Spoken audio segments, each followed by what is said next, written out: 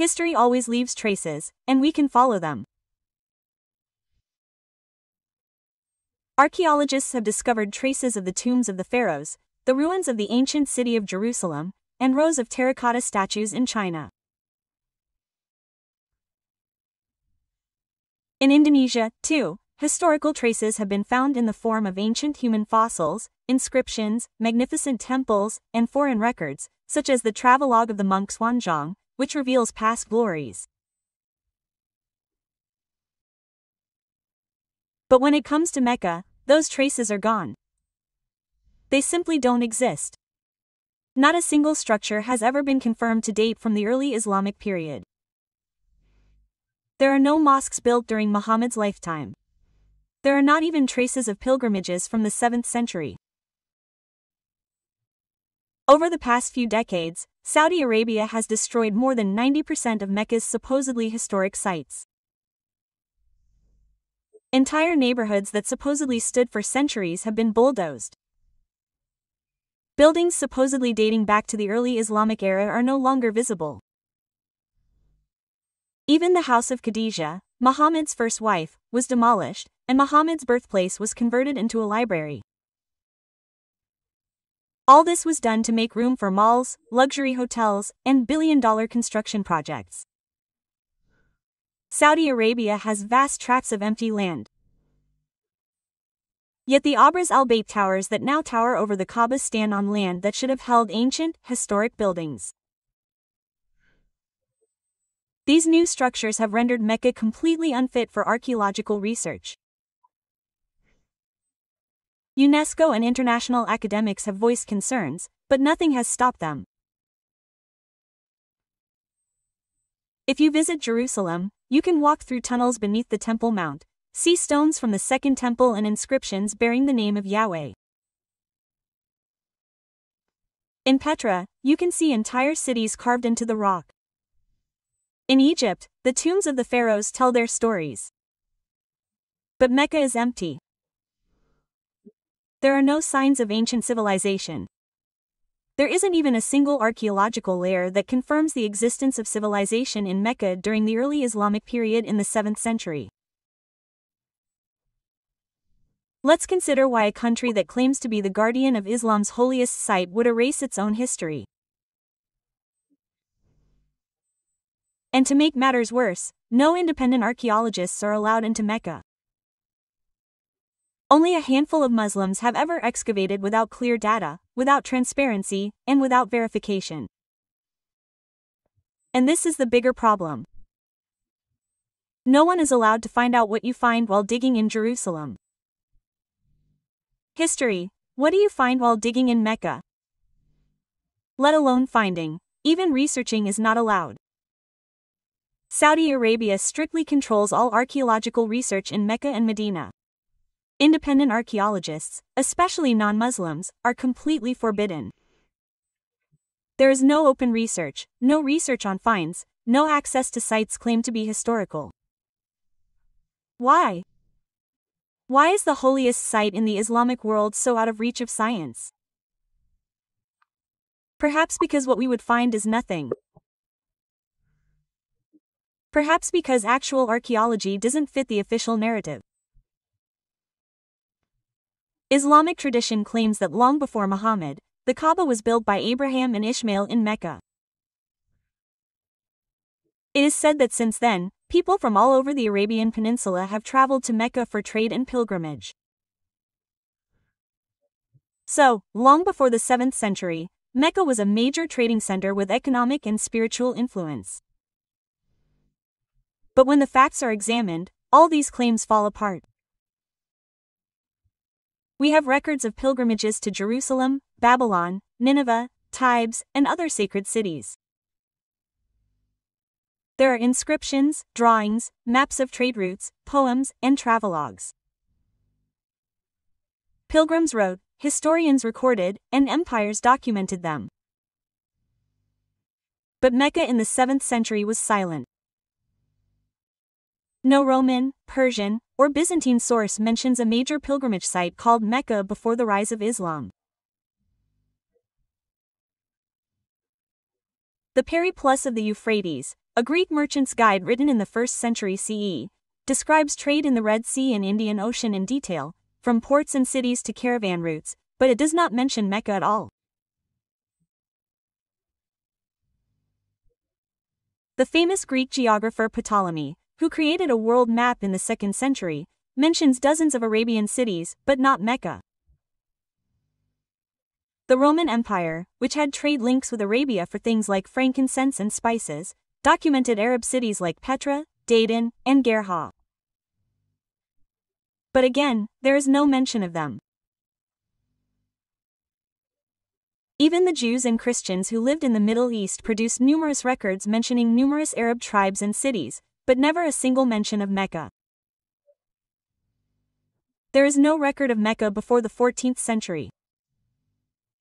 No archaeology, no maps, no external records. If Mecca truly was a center of trade or religion before Islam, why do all the civilizations of the ancient world never mention it?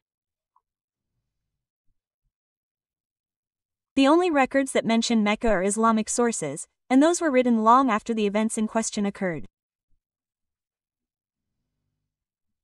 And even more curiously, among the few archaeological evidences of Islam that we have found, the oldest mosques in the Islamic world, located in Egypt, Syria, Jordan, Iraq, and elsewhere, do not face Mecca.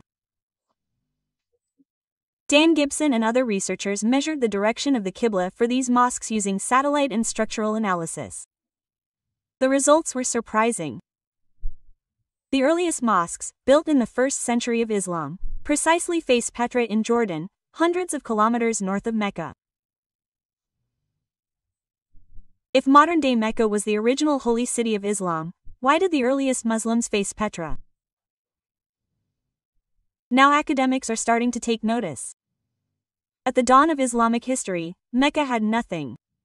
Petra, on the other hand, boasted the sacred black stone, mountains, water sources, and religious traditions. Scholars like Patrick Cron and Michael Cook have long sounded the alarm. Islamic history as told in traditional sources doesn't match the actual timeline. The Islamic Caliphate did rise quickly, but details about Muhammad's life, Mecca's role, and the rituals of the Hajj were only recorded decades, even hundreds of years later, by writers far removed from the scene. What does this mean? It means that Mecca's central role may have been a late addition to the narrative of Islamic history, a fabrication of history passed off as official truth for political influence and religious control. And that control was highly profitable. The Hajj is one of the 5 pillars of Islam and a spiritual obligation. Today, it is one of the largest religious gatherings in the world. Each year, more than 2 million Muslims flock to Mecca from all over the world. Many spend their life savings just to make it there once. But beneath the white robes and tears lurks something overlooked, a business empire. Saudi Arabia is estimated to generate between $12 and $20 billion annually from the Hajj and Umrah pilgrimage. It's the second largest source of revenue after oil. The money flows from visa fees, accommodation, transportation, food, and everything else the pilgrims purchase. These visitors are not only welcomed, but also marketed, sold, and managed as a marketplace. Currently, revenue from the Hajj and Umrah pilgrimage accounts for about 7% of Saudi Arabia's non-oil GDP. But the Saudi government has bigger plans. There are luxury hotels right on top of the Kaaba, charging thousands of dollars per night. Shopping malls line the route to the Grand Mosque. Fast food, luxury watches, designer perfumes are all sold just meters from the holiest site in Islam. And if you think all this is just for convenience, think again. With massive investments in infrastructure, luxury hotels, and the promotion of religious tourism, they aim to make the Hajj and Umrah industry a market worth $150 to $350 billion in the next few decades. But that's just a projection. Currently, real revenues are still in the tens of billions of dollars. If we understand this, we can see why the Saudi state controls the narrative and tightly restricts access to Mecca. There is no archaeological research, no sign of site preservation, no respect for real history. In the past 2 decades, the Saudis have destroyed over 90% of Mecca's ancient buildings. Why? Because the goal wasn't archaeology, history, science, or truth. The goal was branding, sales, and making money. Mecca has become a religious product, packaged and sold globally. The ultimate destination. Not because of what lies beneath its surface, but because of what has been said about it, repeated, institutionalized, and monetized. Because Mecca must remain as it is.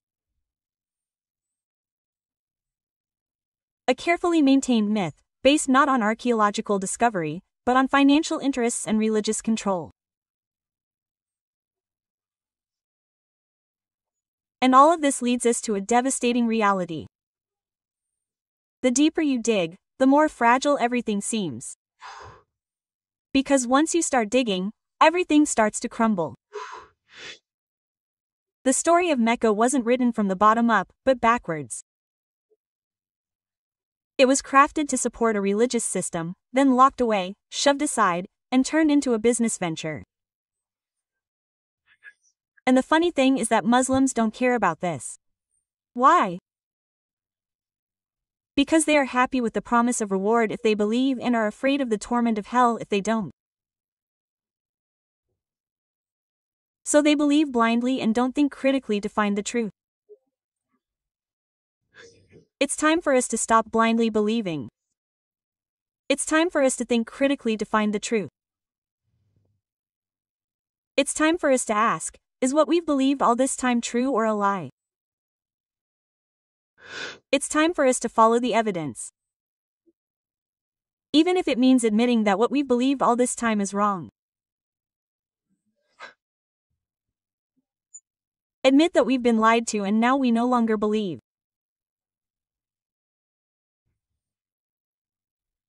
Click subscribe, thumbs up, and share this video so that more people are open to history and fewer remain blinded by fairy tales. That's all for this video. Lord Jesus bless.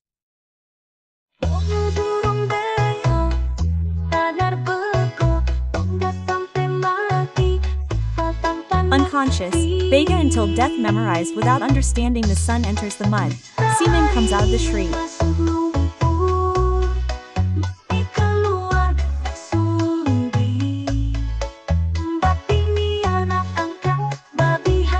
The adopted son of a pig, Halam Babu, Halam Halam. Sometimes birds, whose conscience is short-sighted, like to lie, their work is to carry.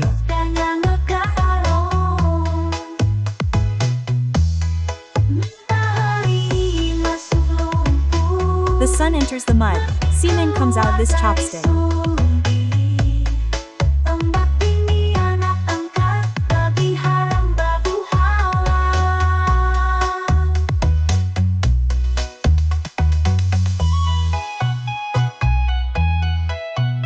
The adopted son of a pig is forbidden, Babu Halam.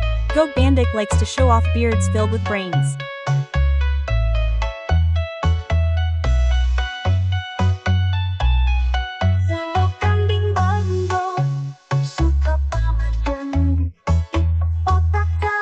Even the little one is pulled out.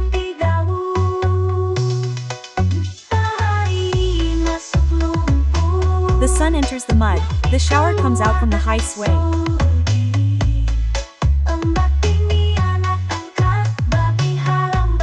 The pig's adopted son is a stone, hinders the day's wealth.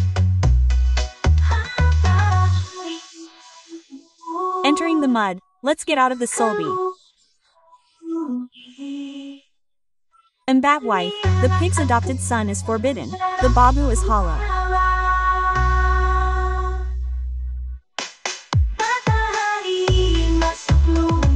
The sun enters the mud, the semen comes out from the sili and batingi. The pig's adopted son hinders the babu halaling.